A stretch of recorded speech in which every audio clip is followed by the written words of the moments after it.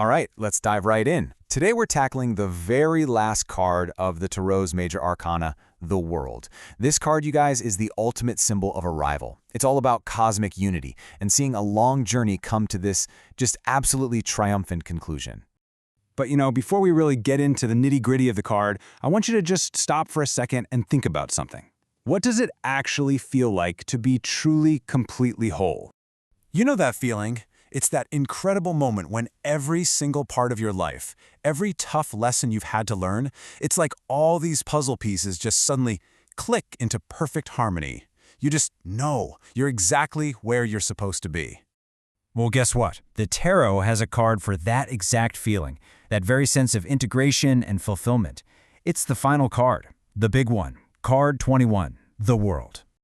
Okay, so to really get the World, we've got to look at it as the final stop on what we call the Fool's Journey. It's the whole story of the Major Arcana, right? And this is the grand finale. It's where our kind of chaotic, spontaneous hero, the Fool, finally arrives. And wow, are they completely transformed. Just look at this comparison here. It's such a stark contrast, isn't it?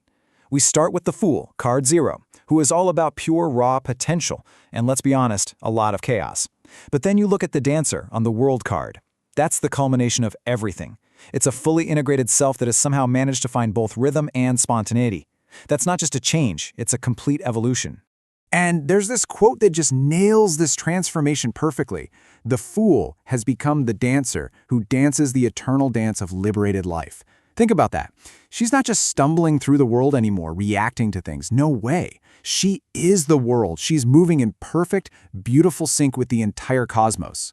So the big question is, how does the card actually show all of this? Well, let's deconstruct it. We're going to break down that central figure and all the incredibly rich symbols packed around her, because every single piece tells part of this amazing story of completion. Okay, first up, let's look at the Dancer. The figure is androgynous, and that's not just some random artistic choice. It's hugely symbolic. This figure represents the bringing together of all opposites. We're talking masculine and feminine, spirit and body, the conscious and the unconscious, everything, all of it finally united into one single integrated self. Now, check out what she's holding. At first glance, they might look like wands, but they're really keys to immense power. The golden one, pointing up, that's about mastering the big celestial mysteries, the power to, bind things together, to create.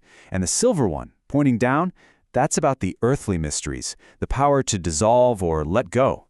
She has complete command of both realms. It's incredible. And you'll notice the Dancer is inside this kind of almond-shaped frame. This is super cool. It's a shape called the Vesica Pisces. It's made by two circles overlapping, and in sacred geometry, this is a big deal. It symbolizes the meeting point, the intersection of the spiritual world and the physical world. It's like a divine gateway, literally the portal where new life comes into being.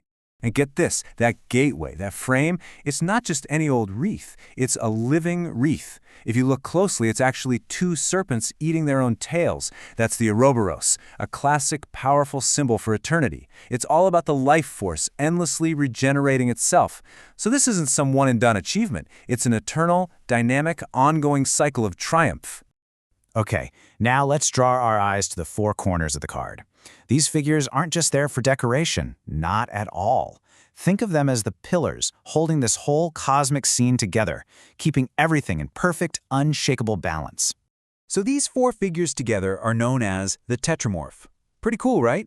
They actually represent the four fixed signs of the zodiac: Aquarius, Scorpio, Leo, and Taurus. And as you can see, each one lines up with one of the four elements: air, water, fire, and earth. What this does is create this totally stable, complete, and ordered universe all around her. So the key takeaway here is the Dancer isn't just in the world, she's at the very center of her own perfectly balanced cosmos. Okay, so you might be wondering, this is all fascinating, but what does all this ancient symbolism actually mean for me? Great question. Let's bring this right down to earth and talk about what the world means when it shows up in a practical, real-life reading.